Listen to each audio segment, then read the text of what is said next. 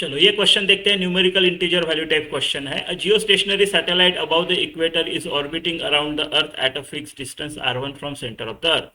A second satellite is orbiting in equatorial plane in the opposite direction to the Earth's rotation at a distance r2 from center of Earth such that r1 is equal to 1.21 r2. The time period of second satellite as measured from geostationary satellite, अगर 24/p है तो value of p बताओ.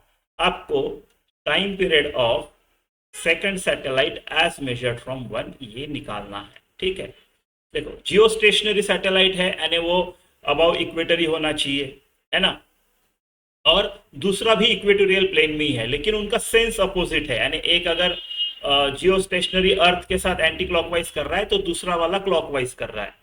ठीक है, ये पकड़ लो आपकी अर्थ है, ये आपका एक है, ये दूसरा है. बड़ा वाला जियो स्टेशनरी है विच इज 1.21 टाइम्स उसका रेडियस है. तो ये आपका जियो स्टेशनरी वाला है, ये जा रहा है इस तरफ ऐसे, है ना, और ये आपका कौन है, ये आपका सेकंड वाला सैटेलाइट है, ये जियो स्टेशनरी सैटेलाइट है, और ये मेरा S2 है पकड़ लो, और ये जा रहा है ऐसे ऐसे. ठीक है, तो जियो स्टेशनरी सैटेलाइट से अगर देखा तो इसका टाइम पीरियड क्या है. ठीक है, तो इसको मैं ऐसे सॉल्व करूंगा. T of 21 is equal to 2 pi upon omega 21, right. 2 pi upon omega 1 plus omega 2 opposite directions में जा रहे हैं. कैसे, देखो इसको डिस्कस करते हैं, राइट. ओमेगा क्या होता है, theta by T. Given time में कितना एंगल कवर किया, मान लो टाइम टी में ये इतना एंगल कवर कर लिया इसने, ये यहां से यहां पहुंचा थीटा, है ना, तो ओमेगा क्या होगा, दिस थीटा बाई 2. इतने ही टाइम में ये कहां पहुंच चुका होगा, ये यहां से मान लो यहां पहुंच चुका होगा. अब यहां से यहां देखिए तो ये ऐड हो जाएगा ना ये थीटा, राइट. तो theta by T omega, omega 1 plus omega 2. तो अपोजिट डायरेक्शन में आप वेलोसिटी से भी कर सकते हैं 2 pi R B V, 2 pi R by V, but ये अच्छा होगा, ये इजी होगा क्योंकि हमको टाइम पीरियड निकालना है ना.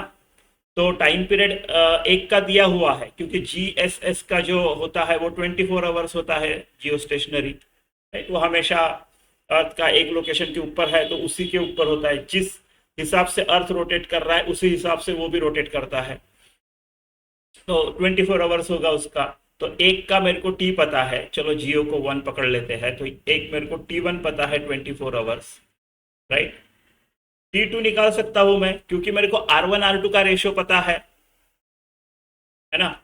तो मैं इस चीज का यूज करूंगा, T1 बाई T2 का square is equal to R1 by R2 का क्यूब. तो मेरे को T2 मिल जाएगा. और omega 1 is equal to 2 pi upon T1 जो कि है, omega 2 will be 2 pi upon T2. तो हो जाएगा सब कुछ. ठीक है, तो मैं अभी करता हूं T1 बाई T2 का square is equal to R1.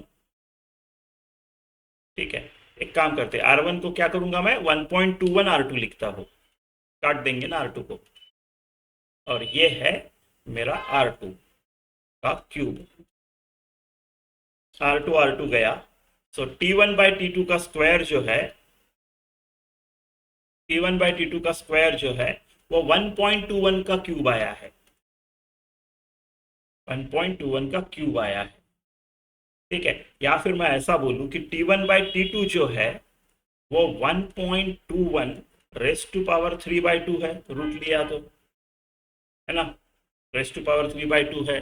तो मेरा T1 तो पता है, T2 जो होगा वो क्या होगा, पहले 1.21 रेस टू पावर 3/2 निकाल लेते हैं. देखो 1.21 121 111 का 11 का होता है स्क्वायर, राइट. तो 1.1 का स्क्वायर होगा 1.21, तो 1.1 होगा ये. तो 1.1 का क्यूब हो गया ये. 1.1 का क्यूब होता है 1.33. ठीक है, ऐसा ये आ गया. तो इसका मतलब मेरा जो T1 है, नहीं T1 तो है अपने पास, T2 चाहिए. इसका मतलब मेरा जो T2 है वो हो गया 24 आवर्स T1 अपॉन 1.33. ठीक है, तो कितना आएगा ये 24 अपॉन कर लेते हैं जल्दी से, 1.33, राइट. 1 133 7 0 राइट।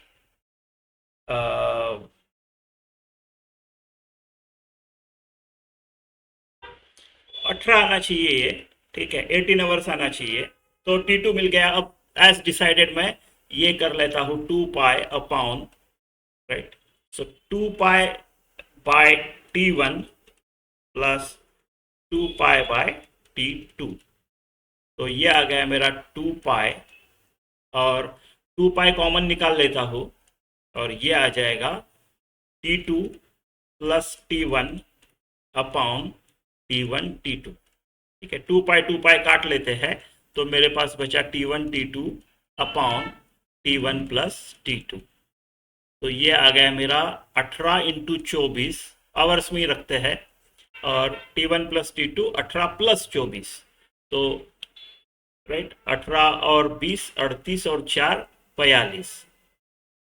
काम करते हैं, इसको कैलकुलेट नहीं करते हैं, इसको डायरेक्टली 24/p चाहिए ना, 24/p को इक्वेट करते हैं, क्योंकि 24 काटने का अपॉर्चुनिटी दिख रहा है।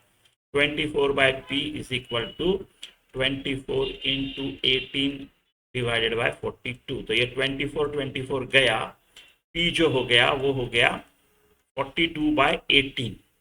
18 2 ज़ा 36, बचे 6, है ना, 6 3 ज़ा 18, ऐसे आना चाहिए। p का ये वैल्यू होना चाहिए 2.3।